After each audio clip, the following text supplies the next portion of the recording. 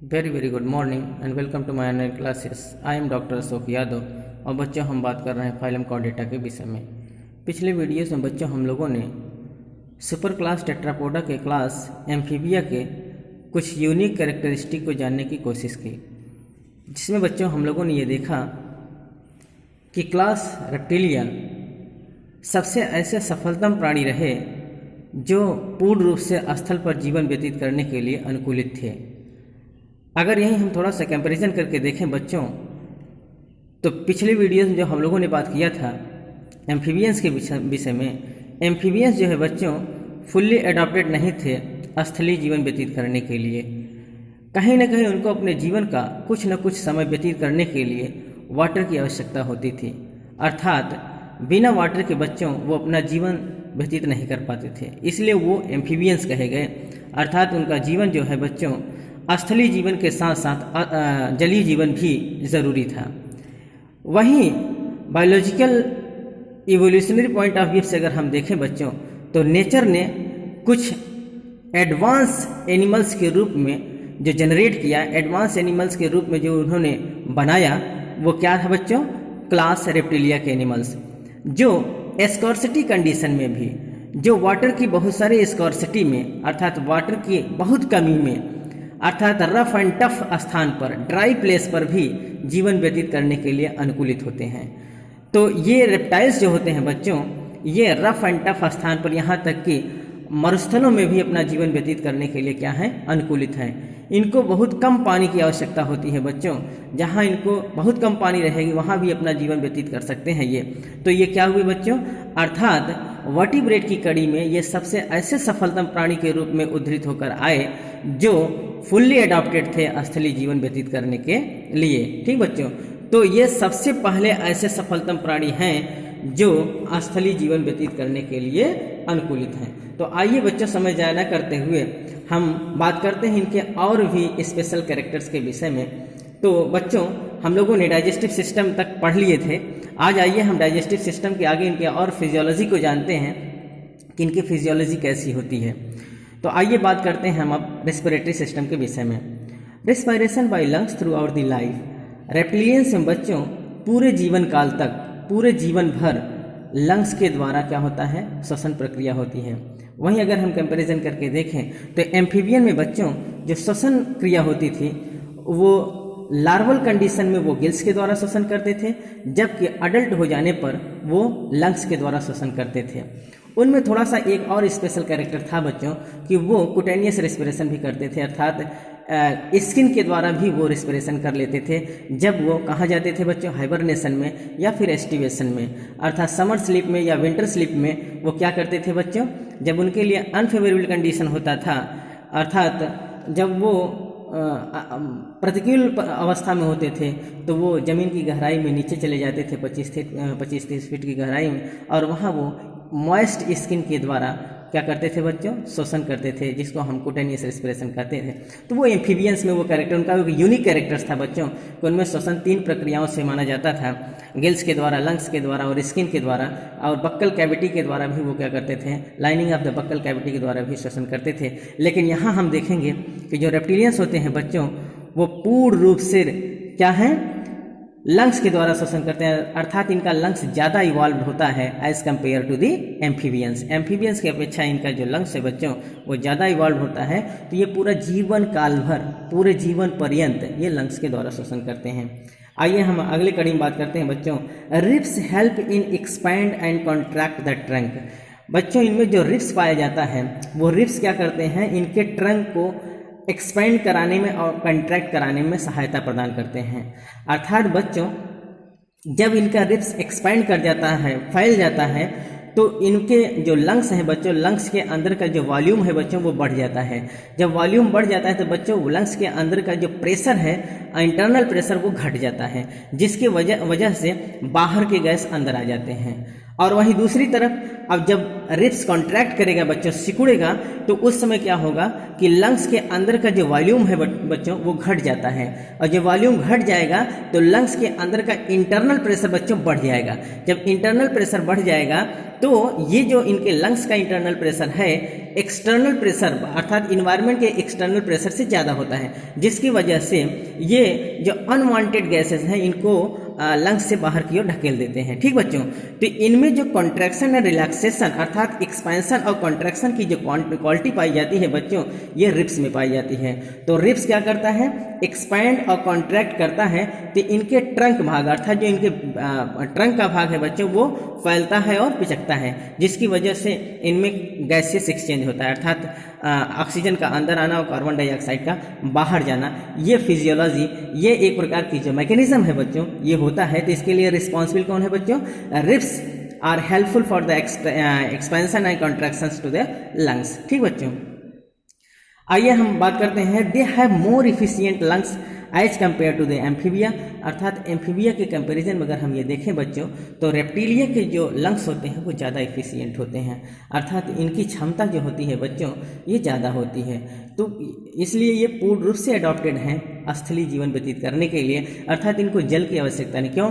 क्योंकि जल में रहने के लिए गिल्स रिस्पॉन्सिबल होता है, अर्थात ये पूर्ण रूप से इफिशियंट हैं स्थल पर रहने के लिए, इसलिए इनमें गिल्स की कोई ज़रूरत नहीं है। ठीक बच्चों, तो ये पूर्ण रूप से किसके द्वारा श्वसन करते हैं, लंग्स के द्वारा। आइए बात करते हैं अब इनके हम सर्कुलेटरी सिस्टम के विषय में कि इनका सर्कुलेटरी सिस्टम कैसा होता है बच्चों हम कोलैबोरेट करके पढ़ेंगे, एक प्रकार से हम कंपैरिजन करके पढ़ेंगे कि क्या है अंतर एम्फीबिया का रेप्टिलिया से। ठीक बच्चों, तो सर्कुलेटरी सिस्टम को देखें बच्चों, heart is usually 3 chambers are partially 4 chambered because of the incomplete interventricular septums. बच्चों बेसिकली इनमें जो होता है 3 चैम्बर्ड हार्ट देखा जाता है, लेकिन एक्चुअली हम ये कहें बच्चों तो इनमें 3 चैम्बर्ड हार्ट नहीं, बल्कि अगर शुद्ध रूप से हम ये जानें तो इनमें 3.5 चैम्बर्ड हार्ट पाया जाता है। कैसा बच्चों? 3.5 चैम्बर्ड हार्ट पाया जाता है। क्यों 3.5 चैम्बर्ड पाया जाता है बच्चों? आप देखिए जो एट्रियम होता है बच्चों, ऑर्किल इनमें 2 होता है, लेफ्ट ऑर्किल एंड राइट ऑर्किल, और जो वेंट्रिकल भाग होता है बच्चों ये एक वेंट्रिकल होता है, लेकिन ये पार्शियली सेप्टेड होता है, पूर्ण रूप से डिवाइड नहीं है। देखिए बच्चों ये आप फिगर में देखेंगे तो जो ये वेंट्रिकल पार्ट है बच्चों, ये वेंट्रिकल पार्ट जो है 2 बराबर भागों में पूर्ण रूप से नहीं डिवाइड है, पार्शियली डिवाइड है, आधा आंशिक रूप से डिवाइड है। इस प्रकार से हम इसको क्या कहेंगे, 3.5 चैम्बर्ड हार्ट पाया जाता है। 4 चैम्बर्ड भी नहीं, 4 चैम्बर्ड तो तब होता है जब ये टोटली सेप्टेड होता है, 1 2 3 4 भागों में जब डिवाइड होता है तो हम 4 चैम्बर्ड हार्ट कहते हैं। क्योंकि ये पार्शियली सेप्टेड है, कौन सा भाग, इंटरवर्टिब्रल सेप्टम जो होता है पार्शियली डिवाइडेड है, इसलिए हम इसको क्या कहेंगे बच्चों, 3.5 चैम्बर्ड। सही रूप से इसको 3.5 चैम्बर्ड हार्ट कहना चाहिए, लेकिन ये लिखा जाता है या बेसिकली हम ये देखते हैं तो 3 चैम्बर्ड हार्ट पढ़ा जाता है, लेकिन सही रूप से हम क्या कहेंगे बच्चों, 3.5 चैम्बर्ड हार्ट। ठीक, तो ये कहा गया है पार्शियली 4 चैम्बर्ड हार्ट, पार्शियली माने आंशिक रूप से 4 चैम्बर्ड हार्ट कहा जाता है। क्यों कहा जाता है? Because of incomplete intervertebral septum, क्योंकि इन पे जो इंटरवर्टिब्रल सेप्टम पाया जाता है, ये एक प्रकार का जो डिवाइडेशन पाया जाता है बच्चों, ये पार्शियली होता है, आंशिक होता है, इनकम्प्लीट होता है, इसलिए हम इसको क्या कहेंगे, पार्शियली 4 चैम्बर्ड हार्ट या 3.5 चैम्बर्ड हार्ट हम कह सकते हैं। Heart consist of 2 auricle and a partially divided ventricles. इस हार्ट में क्या है बच्चों, 2 ऑर्किल्स हैं, जैसा कि ऊपर आप फिगर में देख रहे हैं, और एक पार्शियली डिवाइडेड वेंट्रिकल्स होता है, और एक वेंट्रिकल जो है बच्चों ये क्या है, पार्शियली सेप्टेड है, पार्शियली डिवाइडेड वेंट्रिकल्स पाई जाती है। बट क्रोकोडाइल है 4 चैम्बर्ड हार्ट, लेकिन बच्चों जो इन्हीं में एक क्रोकोडाइल है वो ज़्यादा इवॉल्व है। एक एक्सेप्शंस के तौर पर अगर हम देखें बच्चों तो रेप्टाइल्स में जो एक्सेप्शन है वो क्या है, क्रोकोडाइल। तो क्रोकोडाइल में एवीज और मैमस जैसा 4 चैम्बर्ड हार्ट पाया जाता है। किस प्रकार का हार्ट होता है बच्चों, 4 चैम्बर्ड, अर्थात 4 सेप्टम में अलग अलग डिवाइड है। ठीक बच्चों, तो क्रोकोडाइल्स में ये कैरेक्टर्स थोड़ा सा एक्सेप्शन है, वो अपवाद के रूप में देखा जाता है कि रेप्टाइल्स होते हुए भी इसमें 4 चैम्बर्ड हार्ट पाया जाता है। वेरी वेरी मोस्ट इंपॉर्टेंट बच्चों, एग्जाम में बहुत ज़्यादा पूछा जाता है कि 4 चैम्बर्ड हार्ट किस में पाया जाता है, तो रेप्टाइल्स के एक एक्सेप्शन अपवाद के रूप में क्रोकोडाइल है जिसमें 4 चैम्बर्ड हार्ट पाया जाता है। Very very most important.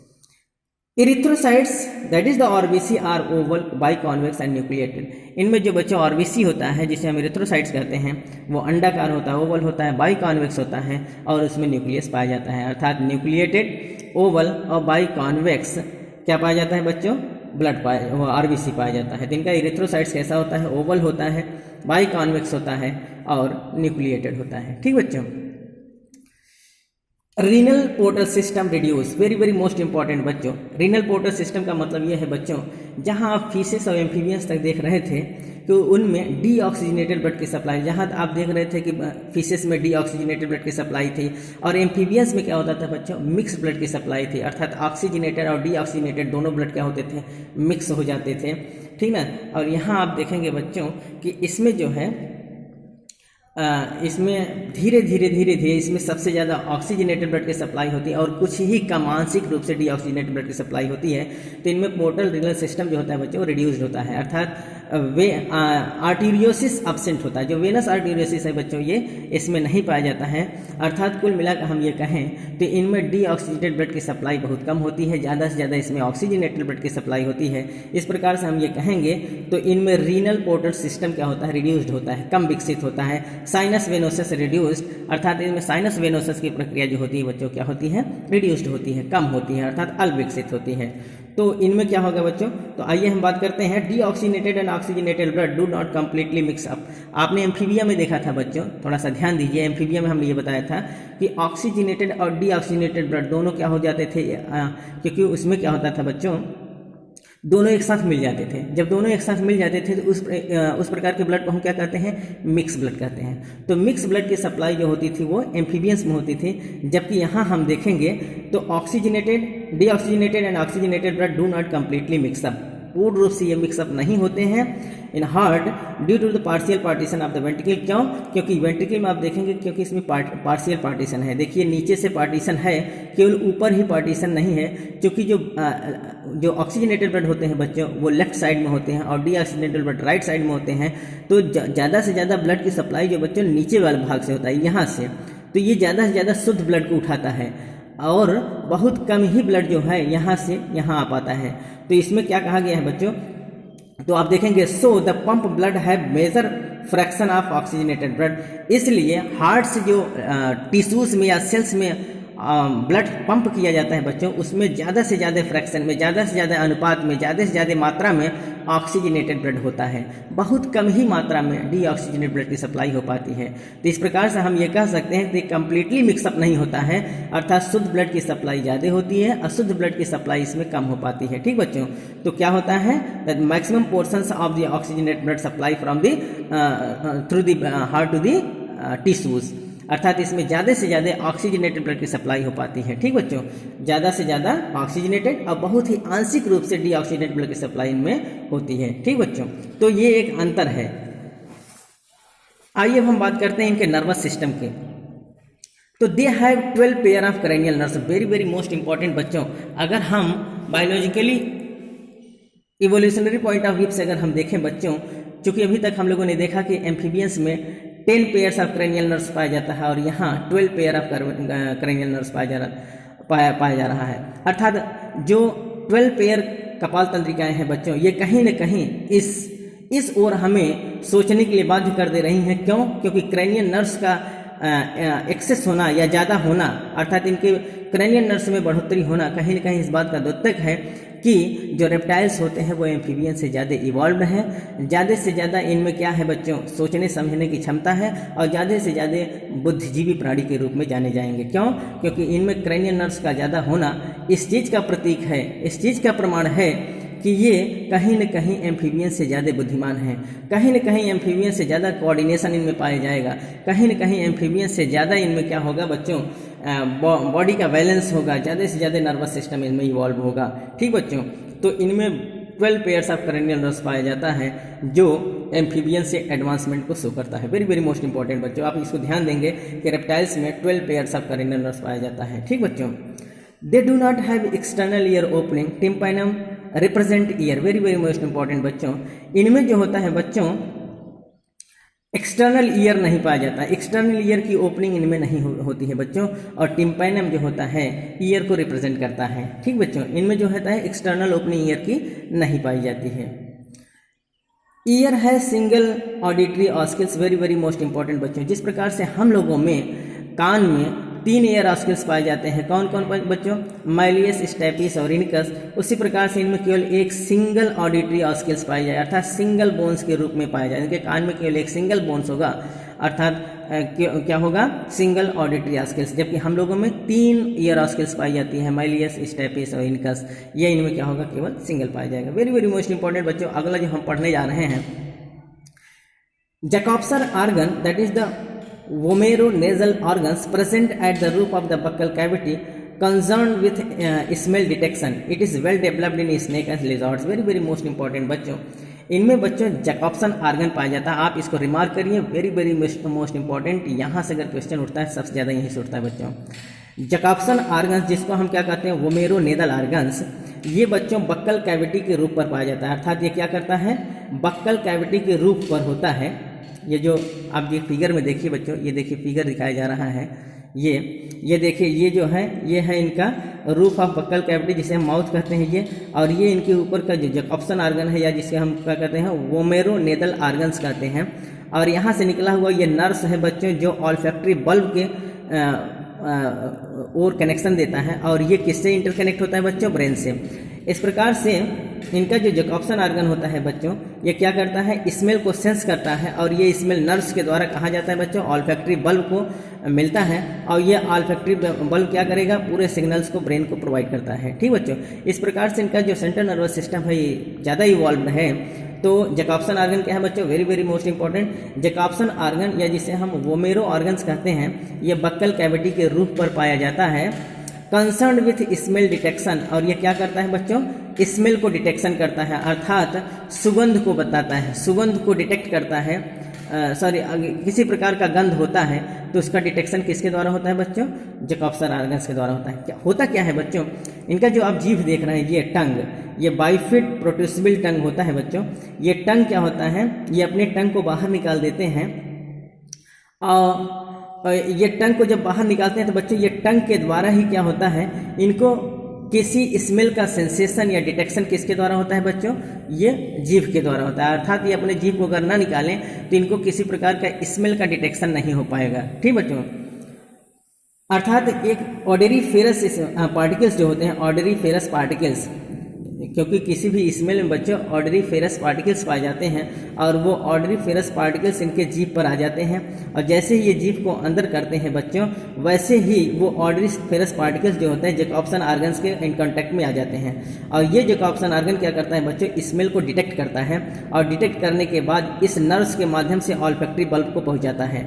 और ये ऑल्फैक्टरी बल्ब ब्रेन के कोऑर्डिनेशन से उसको वो क्या करता है बच्चों? जज करता है, उसको वो डिटेक्ट करता है, और फिर वो ऑर्डर करता है कि ये हमारे लिए क्या है, इसके लिए हमको ऑफेंस या डिफेंस करना चाहिए, या इसको हमको भोजन के रूप में लेना चाहिए। वो ऑर्डर कौन देता है बच्चों? ब्रेन। तो कुल मिला के जो कोऑर्डिनेशन इनके अंदर होता है बच्चों, वो due to the presence of the Jacobson organ. So Jacobson organs is the very important particles for the smell detection. अर्थात स्मेल का डिटेक्शन होता है बच्चों, वो जैकॉब्सन ऑर्गन्स के द्वारा होता है। और इसमें रिस्पॉन्सिबल जो होता है इनका बाइफिड प्रोट्रूसिबल टंग होता है।